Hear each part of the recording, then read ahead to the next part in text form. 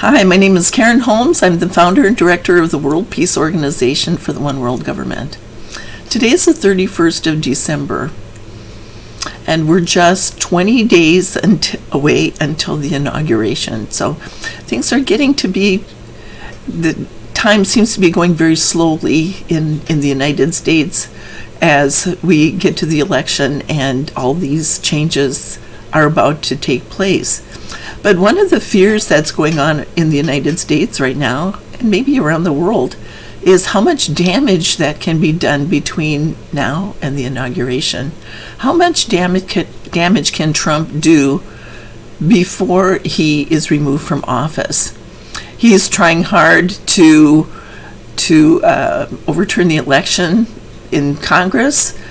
They're on the 6th. They're going to be voting. People are going to stand up and protest, and they're going to vote to see. It's going to kick it into Congress, the outcome of the election. If that happens, then there is a possibility that he could stay in office. The only problem with it is that there is no real proof. So this would be a big investigation and all sorts of problems associated with that. This is the same kind of problem that the organization that I'm dealing with in terms of the plan for world peace. So what we have is a situation where the idea has gone out, been open to debate. Lots of people like the plan. 87 countries have people. We have affiliate members in 87 countries. So, this idea of the affiliate members and how it was able to leverage the plan to the world leaders, there's a lot of power in those people. So this is how we're dealing with the situation and how it can solve this. Okay. If the world leaders had sat down together and had decided that, hey, world peace makes sense and we're going to do it, then there would have been some sort of a trickle-down idea. So for the people, we've relied, as the people, we've relied on the world leaders to come up with a plan, and they just have never done it. So let's say that the world leaders are playing power games of one-upmanship to see who's going to be the next superpower. Okay, using democracy, using war, using covert and overt actions to see who's always going to be the one on top. But the world is a flat hierarchy where we depend on each other for natural resources. We depend on each other because the people move around between the different countries. There's people from every country moving in and living in other countries. In the United States, particularly because we're a melting pot, but you have people from one country going to another country to work as part of a international company, things like that. It's always moving around. They're people.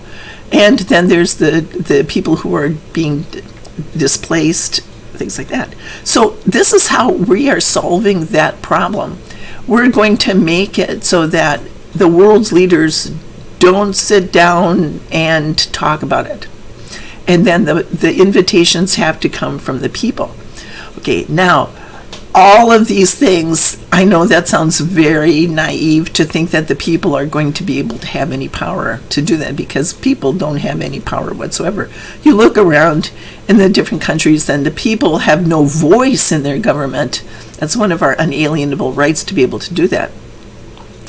So if Donald Trump, I'm going to use him as an example, but this is happening all over. The power seems to be sitting with the people in power, right? We've given our power to the governments to help us solve the problems that we can't handle on an individual basis.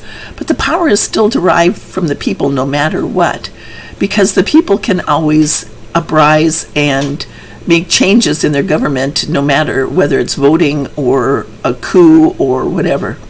Okay, so we're looking at a situation now of let's say that the world leaders, the authoritarian type world leaders, and I'm not pointing at any, but let's say that Donald Trump is an example of what would happen if and is happening because the plan for world peace has been introduced.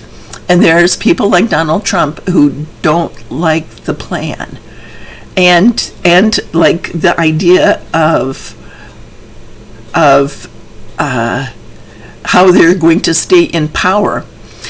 So I've explained this before, that how do they stay in power? And they can use acts of mayhem to do that. There's in Donald Trump has just recently sent military ships with missiles on it into the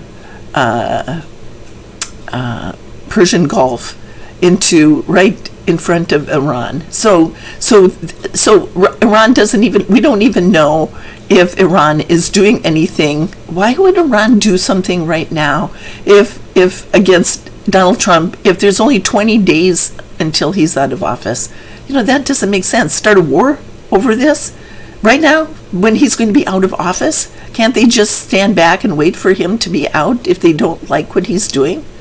Okay, you see what I mean? It's like we might be sitting as Americans or people around the world, the people are looking and they're saying, well, we don't know what's really happening, but what if they're manufacturing disputes so that they can stay in power? Okay, how about acts of mayhem?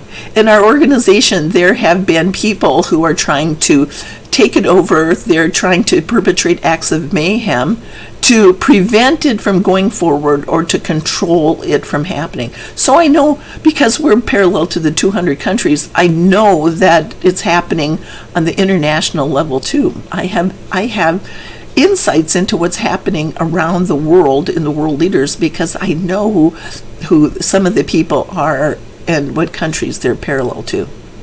So what this is going to happen is this. I told you in just my last video that there's the progression in our proposals go exit strategy for Iraq, and it was like our government had gone along for a while, and then that when no weapons of mass destruction were found, it put us into like a loss of power. It would be like an alcoholic going along and saying, well, I can drink anytime I want to, and then all of a sudden, he's at a Christmas party and he's making passes at the boss's wife or whatever, loses his job and his family, and he's down in the abyss. He can't find any work or whatever. Okay, it happens the same on every level, but sometimes it's easier to picture things happening on one level and then extrapolating it to the other. So then what happens is then they have to start assuming responsibility and working to undo the damage they've done. They're climbing out of their crisis and coming up with a new identity. So we're looking at the first 3 government proposals, how revenge works and why it doesn't work, and then where true power comes from, and then what happens when you play the power games, and then how down at the bottom of the abyss you have to stop falling, and then you have to assume responsibility and start working your way out by coming up with a plan that benefits everyone. If you say to your boss, I understand being fired, now I'm going to come up with a plan that benefits everyone, starting a parallel country and all the people who are a company, and then coming up with a way that functions on a higher level. Then instead of being known as the alcoholic that was making passes at the boss's wife, you created a new identity, and that's over here. You're out of the abyss. Okay, so the third government proposal, the first one is the exit strategy for Iraq, and then how the United States gets out of it is by taking away the rights of the unalienable rights of the Iraqi people. We lost ours, making us vulnerable to attacks by other countries as they're jockeying to see who the next superpower is going to be. And then to get our power back, we have to assume responsibility and guarantee unalienable rights to every person on the planet. Isn't that wonderful? And then, as this international government is being introduced, then what happens is the first country that we deal with is Iraq, and helping them. We have to rebuild Iraq under the circumstances.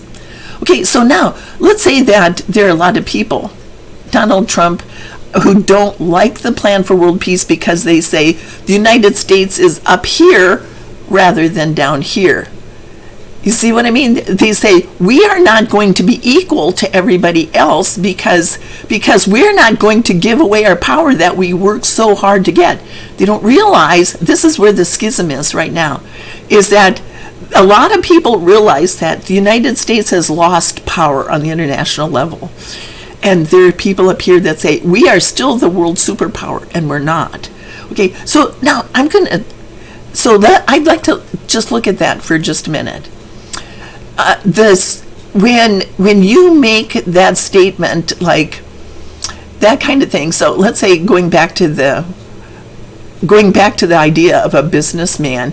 I'm a businessman. I'm way up here in the company, and he's an alcoholic, and he's already saying, as he's coming down, he's already saying, I have my power, I have my power, I have my power, I have my power. I'm going to fire you if you don't listen to me. I have my power. And everybody else knows that the person doesn't have any power, because power games demonstrate lack of power.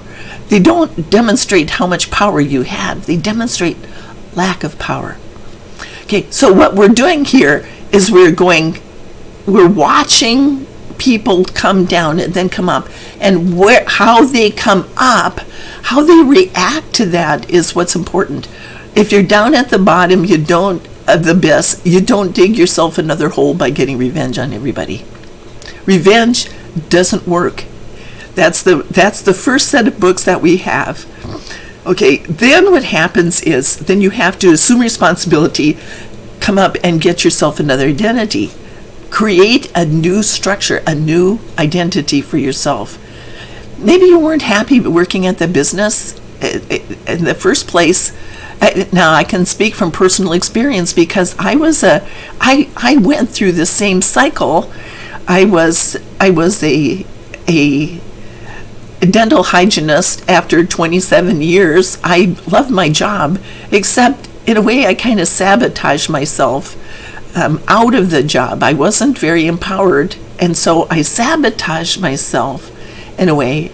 And then now I have to come back up. I had written my book, and I was going, I don't particularly want to do this. If I can after all these years, I would rather start working on my plan for world peace. So then I was able to make that crisis turn into something that benefits me. The same thing is happening all the way through the society now. All the working people who have lost their jobs, they're in the same situation. They're jobless, they're homeless, whatever. They're in crisis, so they have to build up a new one. So this is the process that everybody's going through right now. I'm not alone. There are a lot of people who, if the government cuts all these programs, there's going to be a lot of homeless people, a lot of people where job insecurity and food insecurity right now. Okay, so now how is this going to happen? How are we going to stop Donald Trump from mayhem, perpetrating an act of mayhem? And this is how our organization is doing that. Instead of the world leaders coming together and jockeying for power to see who will be the next superpower, including perpetrating acts of mayhem, what we're doing is we are saying it's not up to the world leaders to bring world peace, it's up to the people to bring world peace. And let's say the first group of people to do that are the Iraqi people. Okay, now I'm going to focus. I haven't been keeping real close track on what's happening in Iraq right now, other than to understand that the Iranians are moving in. Donald Trump has been moving in. We're also watching the same thing in Israel right now, where the Kushner brothers, Kushner companies have made deals for contracts for build. Let's see, it's like treasury bills kind of thing in Israel. So this is how they're bringing world peace: is they're investing in that country. They're creating a sense of prosperity, but they're not creating prosperity because it's just another power game. It's just a way for them to make money off the circumstances. Okay, so now how we deal with that is we say that our organization, my organization, is going to host the conference in Europe. Okay, it's not the world leaders who are going to sit down and come up with this, even if they're all talking amongst themselves. The authoritarian people are talking amongst themselves on how they're going to control this. I'm going to. So let's say that they're doing that, but let's say that they cannot bring world peace because they cannot get the people to go along with this idea. But they're doing all these covert backroom deals that are supposed to help them take control of this. This plan, hey, some stupid person with absolutely no power. Hey, I have absolutely no power. I have a really great idea. Okay, now I'm going to step back. My cat is trying to get my attention. Excuse me a minute. Cat, come up here. My cat keeps sticking her claws out and grabbing my leg, so I'm going to hold on to her for a little bit here. Okay, so let's say that what we have is a bunch of world leaders who are in the back room, okay, and they're talking about this, and they're making their decisions, and they're saying, okay, we don't like the plan for world peace, but we're going to control it. Okay, so they have three ideas. There's three levels. Okay, so I've talked about this before. The three levels. You have up, down, or straight ahead. Okay, so let's call these heaven, hell, and purgatory to make it a little bit easier to understand this idea. So let's say this is where you function on a higher level, stand on all the principles of spiritual principles. This one is where you go down into the power games, and this one is you ignore the crisis. So now I'm going to give you this idea, and I'm going to share with you some information. The plan for world peace had gone out. In 2011, Barack Obama, the plan was leveraged to the world leaders, and Barack Obama. This is important to understand. So pay close attention to this. Barack Obama, Ahmadinejad contacted Obama and said, I like this idea. He wrote him a letter, June of 2011. I was able to keep track of that on my Google Analytics. Okay. But what happened was this, is that it wasn't necessarily Ahmadinejad. He was the president of Iran at the time, but he was kind of nudged out of power. The same thing happened when Fidel Castro stood up and declared that he supported the idea, but he was nudged out of power by Raul Castro, and Raul Castro is the one who negotiated. So let's say that all of these, the same thing happened over and over again. Hugo Chavez stood up and said he liked it, but he was nudged out of power in Venezuela. Kim Jong-il said he liked it in North Korea, and he died. So all these people were kind of like nudged out of power by the people who, when the idea went out, the people who were standing on the principles were nudged out of power. They said, we like this idea. We want to be equal to everybody else. And the other people say, the authoritarian part of it, the people who were grabbing for power said, no, we don't want to be equal to everybody else. We want to be more important than everybody else. And so that's why there's been this rise of authoritarianism in the world, because the plan for world peace went out. All the diplomats were talking about it. They were going, we like this idea. So they leveraged it up. And the problem with it is they got nudged out. Obama got nudged out by Donald Trump and the Republicans saying, we don't want to share our power. We don't want to be equal to everyone else. Okay, so now what's happening is the authoritarians are going, we don't want to lose power. We don't want to lose our power. We don't want to be equal to everybody else. We don't like Obama coming back, or Obama's plan coming in. We don't want Joe Biden, so we have to do everything we can to stop it from happening, including doing all this illogical stuff like trying to overturn the election. It's happening. So the really good news is that our Constitution stands, and they won't be able to do it. The bad news is they could do a lot of damage before this happens. Okay, now how this works is that my organization has the power to make this happen, because the world leaders are never going to be able to, the authoritarians are never going to be able to do it. They're just going to keep grabbing for power. Nobody's in agreement for them to do that, to take the power and to be more and more oppressive all the time, to start wars to prevent peace from coming. That doesn't make sense. To weave this illusion that we're the ones in power, they're not. The power comes from the people. So the people, world peace has to be a trickle idea, a trickle up idea. Okay. Do you see how this is happening? So now what's happening is the Iraqi people are the first people who are going to be accorded all the rights, so to speak. They're going to be the ones who are going to come in first. Okay, now if you look at the Track Our Progress planning on our website for 2012, it's been around for a while.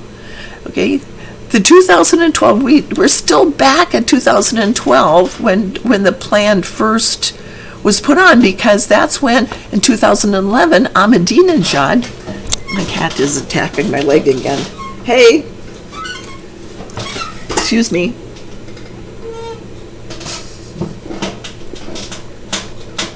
I have a little space heater underneath my desk here. This is a warehouse and it gets cold. So what happens is my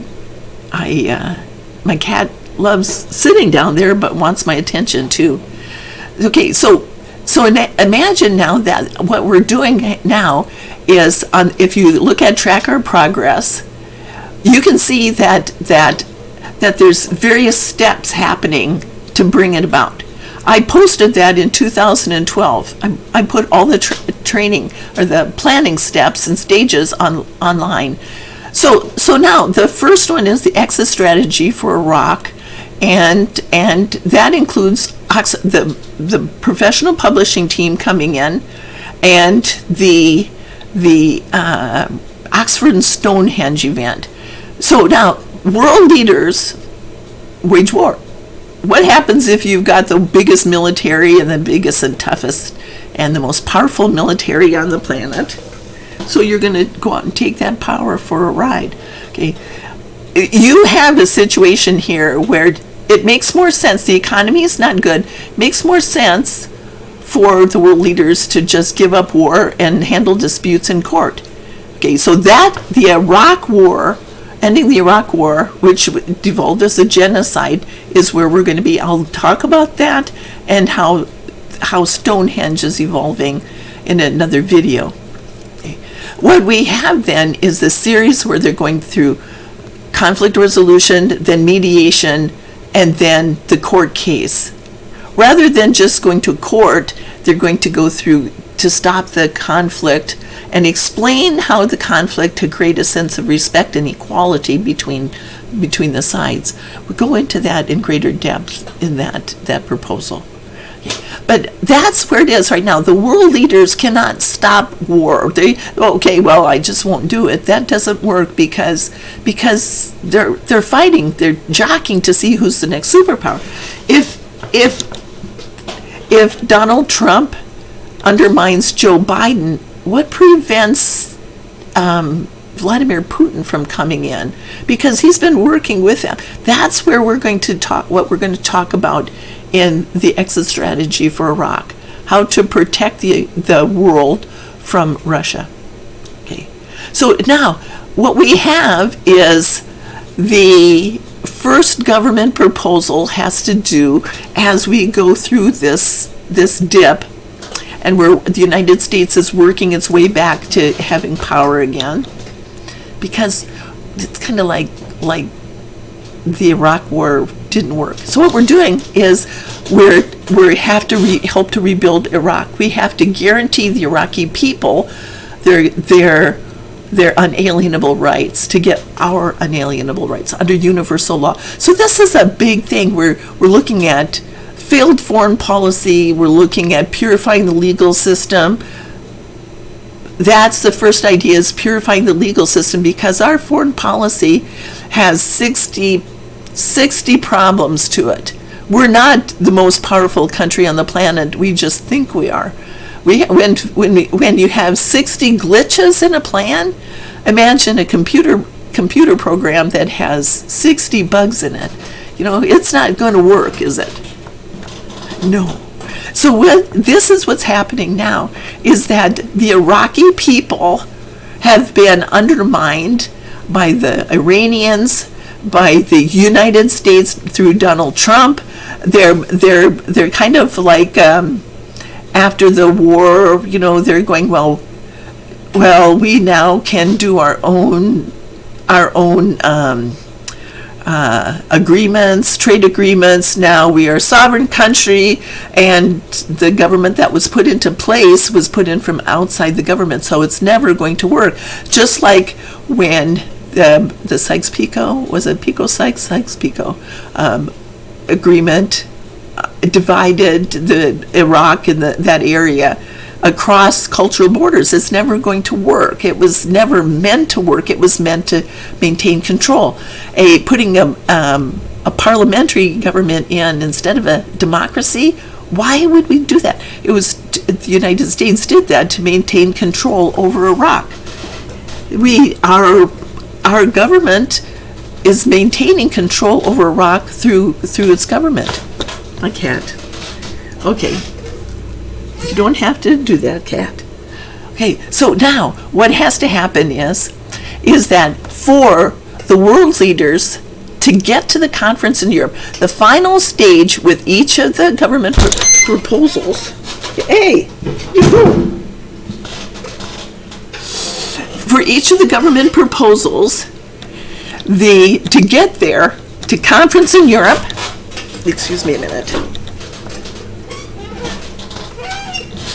To get to the conference in Europe, which is what we're going to host, the world's leaders have to go through each of those steps to make it happen. In other words, we have to solve all these problems first, because what they're doing isn't solving problems, it's making the problems worse. Their plan doesn't stand in the root cause of the problem, which is the power games that the governments are playing.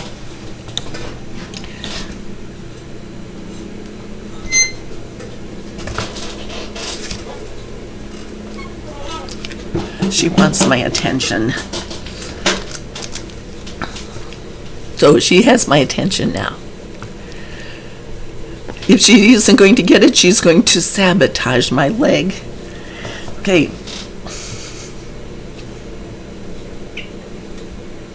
There we go. So the world's leaders, if they're going to make it to the conference in Europe, and they're going to be part of the plan for world peace, they have to give up the power games, because the people have to invite them in. Our organization, the next step is an Article 5 Amendment Convention. So let's say that all the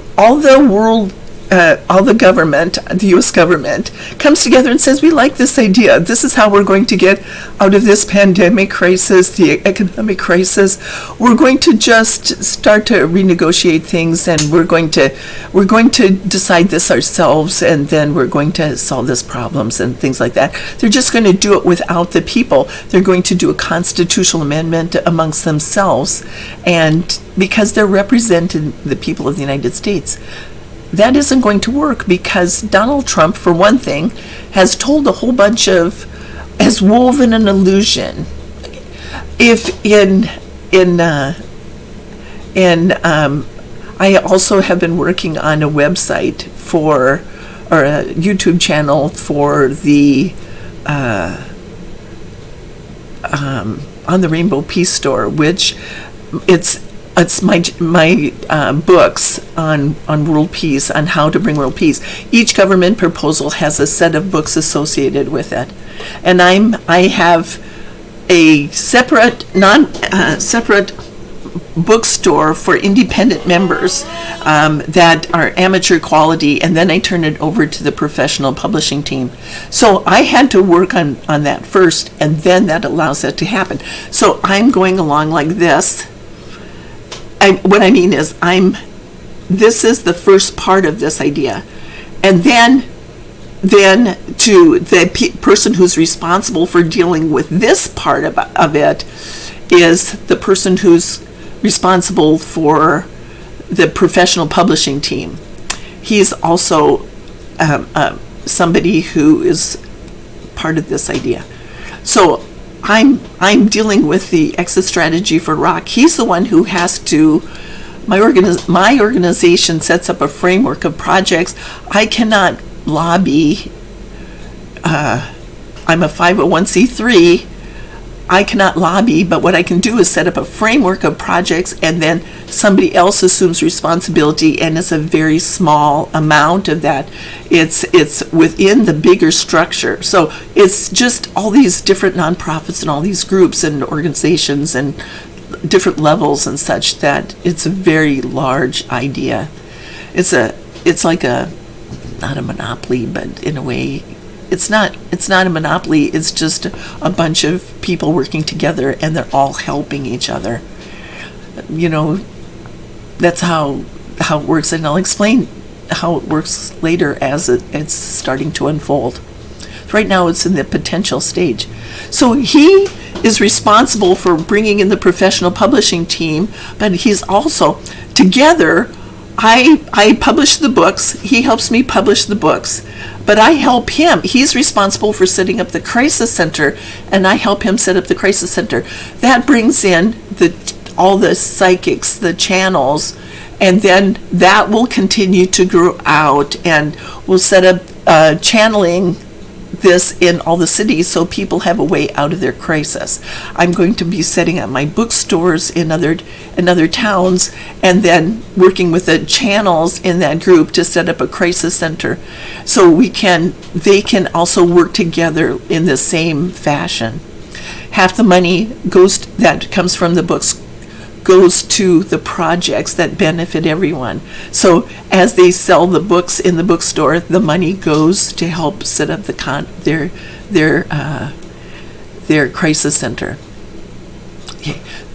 Now, to get to the conference in Europe, all of those people who are playing the games and jockeying for power, and they're saying, well, we don't need the people, we're going to do this ourselves, and we're going to take control of it, and we're going to tell you what to do. It doesn't work. It's not going to work. The only way that they can do anything is by doing what's in everyone's best interest and going along with the plan. Okay. Now, for just a minute, I'm going to explain to you what they've done. Okay, I said that this is like heaven, hell, and purgatory. Well, what they've done is they've tried to eliminate heaven, and they've turned this whole process around and said, to get your life, you have to get revenge. Revenge is a form of mental illness, you could say. The ultimate conclusion is of the power games is when you crucify an innocent person. Okay? You're crucifying an innocent person. This is what happened with the Iraq War. So let's say that the plan for world peace had been introduced, but they said, we don't want that. We don't want that because we're going after them, after Iraq. And then what they did was they made it an act of revenge, and they made the revenge look like it was the way to go, the good idea. And they had, like I said, they had over 80% of the population approving that idea. Bush's approval rating was over 87% at that time, and other people are going, that's a suffering country. You can't do that. Okay, so they left out this idea and they turned it around and saying the revenge is how we're going to get this.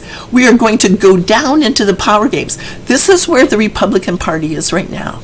Is Donald Trump, they're supporting somebody who's getting revenge, who's willing to start a war in Iran because they're saying we're going to get revenge on Iran. We're going to stop that country from doing this.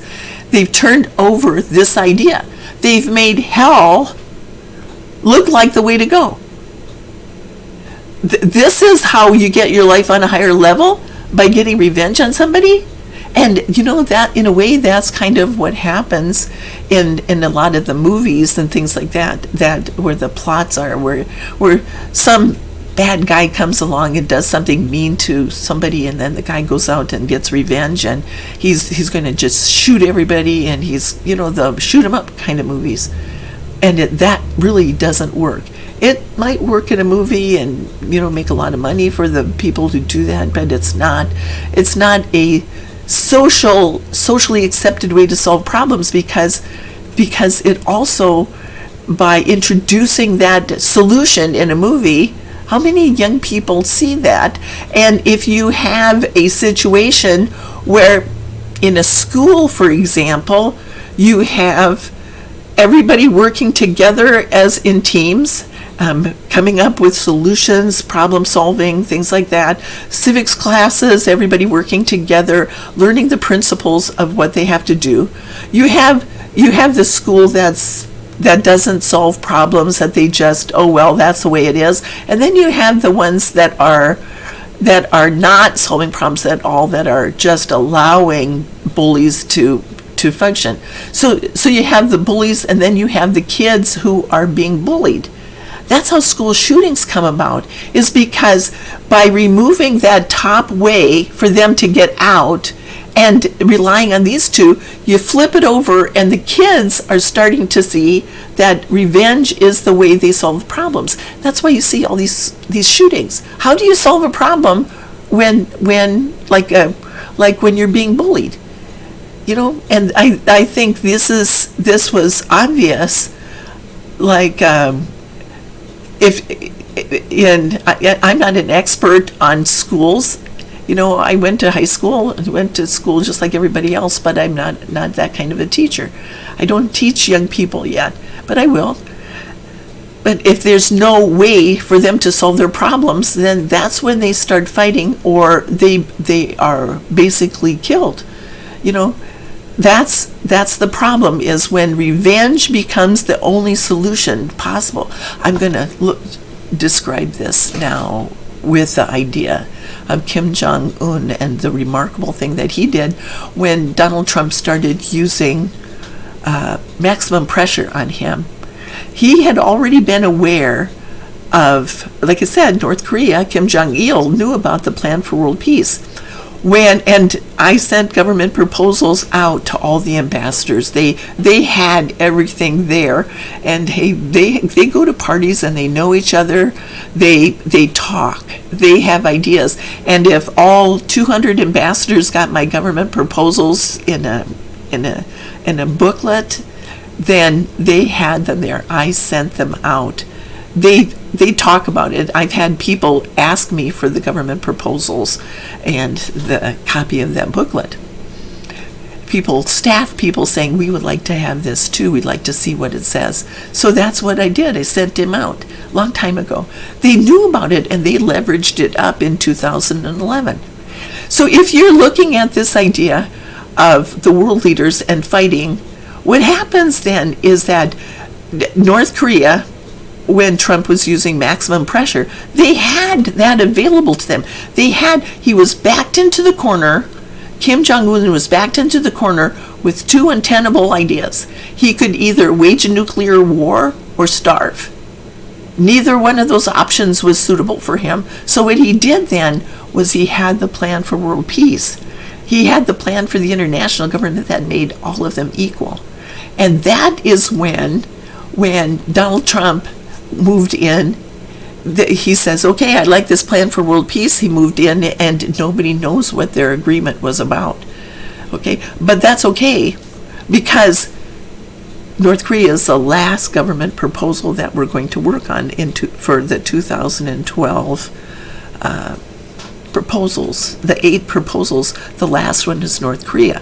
So we'll straighten all these things out as we go through and do this. The first step is the professional publishing team to come in. It's the idea of explaining why letting go of heaven, obfuscating heaven, and then turning it over so revenge looks like a really good idea. Like, is that how you solve problems in school? By letting the kids have AR-15s and shoot each other?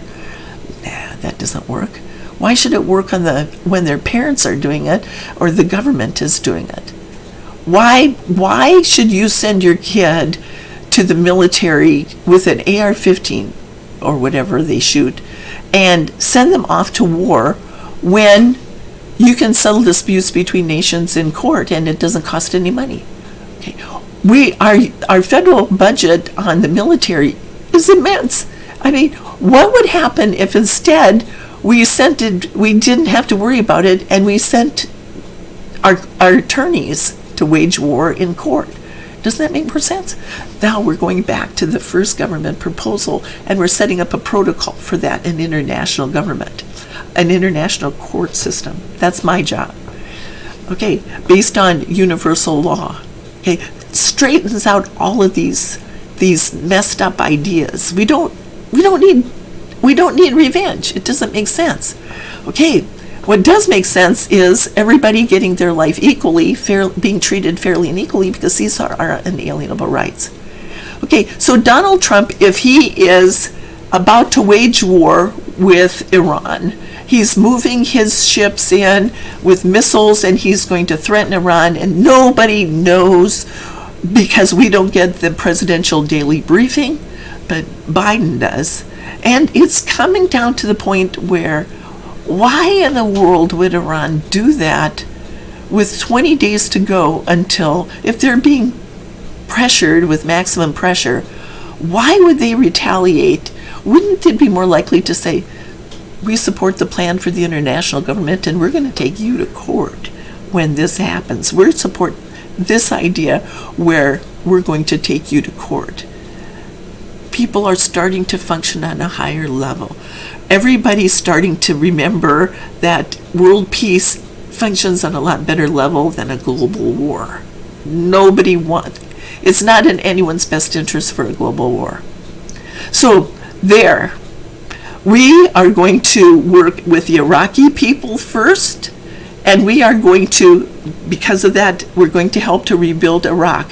I have a book that is going to be coming out shortly when the professional publishing team comes in. You see, if they're getting revenge on me, people had to be working together, and none of the adults are willing to work together, except when they're squeezed. Then they like that idea when they're being squeezed with maximum pressure. Then they have to give up their fights to see who's going to be the top person, and they'll wait through all the illusion to come out and say, who's going to help me? Who do I trust? Do I trust the person who's demanding, using maximum pressure on me?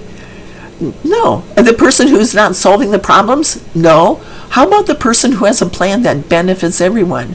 Okay, that's the person they're going to go to.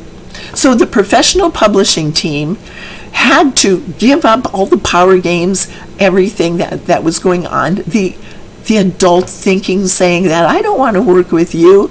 I don't like you. Hey, I like what I'm doing. I don't want to work with you.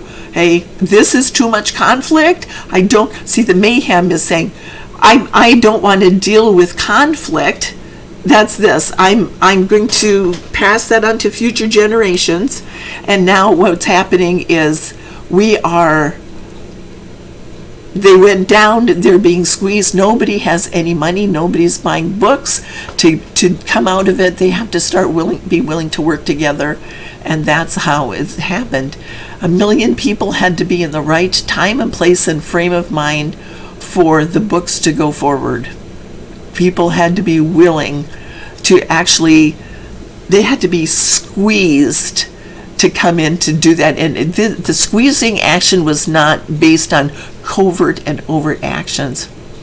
Okay, now I'm going to share with you one final thing. Is the people who are using all the covert and overt actions are going to be facing their, let's say, Waterloo, okay? They're going to be facing their main crisis, not to begin. They're not the people who are going to start anything. They're going to be the people who come in last. Donald Trump is not starting world peace by bringing peace to the Middle East by investing in Israel. That's not a solution. But what he will do is, if he's interested in doing this, he won't come in until the very end, because he's relying on covert and overt actions. Now, I'm going to share with you from within our organization how that works. Okay, with revenge, there's a form of mental illness that goes along with that. It's a form of torment. People in hell are tormented. And as I'll explain in the books, in the Power Series books, it's the pentacle of power collapses. They all undermine each other. It's not this way to create a star. It's backwards. They undermine each other. Who brought him in? 5 groups of people have come together to get revenge. Character defamation brings together 5 groups of people. Okay, the last people to come in are the people who are weaving the illusion, and they're creating covert and overt actions behind everybody's backs because they're trying to take control. For them, revenge is they're stopping the plan that benefits everyone, and they're coming up with a plan that benefits nobody, including themselves, because if you're going along playing the games, you end up the abyss. There's always a reaction, a backlash to the games. Okay, whether it is in the 7 deadly sins, it could be war, it could be genocide, it could be massacres, it could be the sin of gluttony, the sin of sloth, the pride, envy, greed, and then anger. There's 7. They always go kind of, the last 2 are gluttony and sloth, but the other 5 are the games associated with revenge. So let's go like this. These are the games associated with revenge. These are the games that lead to famine and disease and things like that. These are the things that lead to diabetes. And see, God wants everybody to be able to create their life, and you can't get your life by getting revenge. So that's why people die, by playing these 7 power games. We'll go into that later. Okay, now, the last thing is that by using covert and overt actions, you cannot defend yourself from covert and overt actions. Okay, this is what causes the shooters to go out and shoot, because they're trying to stop the people. They have no recourse to change what's unfair. That's one of the reasons why the United Nations isn't working, because they have no recourse to change what's unfair. Okay. All right. So what we have is these last people is they won't come in. There's this torment. We can't solve this problem until after all these other people come together. They have to be willing to come, but they have to give up their power games. Okay? And this is where we are now, is that Donald Trump is not the first person to come in and to talk about this and to make deals behind everybody's backs and say, if you don't like it, we're going to wage war on you.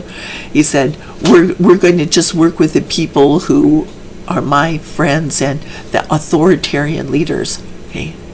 So as I said, he said, just because Iran came in doesn't mean they're in. And just because Hugo Chavez and Fidel Castro elected, they stood on principles, but then Raul came in, and now what we have to do is the other people are grabbing for power. That's how the rise of authoritarianism started. But to stop this idea, it's the people. The power is now shifting to the people. Okay, they have to start benefiting people. We're seeing this with like the stimulus checks. Instead of giving tax cuts to the wealthy and expecting there to be a trickle-down effect, what has to happen is they have to give it to the people, because by shoving all that money up towards the wealthiest, the top percent, basically The lower 99% doesn't have any money to function with. Okay? And there's like a reset going on now about that.